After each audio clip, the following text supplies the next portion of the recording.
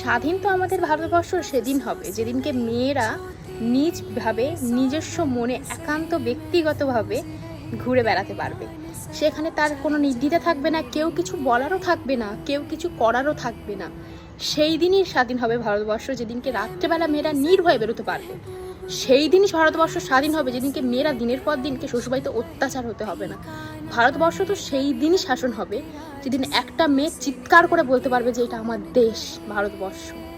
সেই দিনই ভারতবর্ষ স্বাধীন হবে যেদিনকে কোনো রকম মেয়েদের কষ্ট থাকবে না।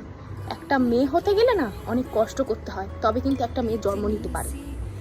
মা হওয়া মুখের কথা না, মা জানে কি সন্তানের ব্যথা। মেয়েদেরকে স্বাধীনভাবে তো চলতেই দেওয়া হয় না। বাবার বাড়িতেও একরকম, শ্বশুর বাড়ি গেলে আর এক রকম, আর তার সমাজ দেখে তো আর এক রকম ভাবে। কি আমি ঠিক বললাম না ভুল বললাম সেটা তোমরাই কমেন্ট করে আর এক রকম রূপ দেখিয়ে দিয়ে যাও।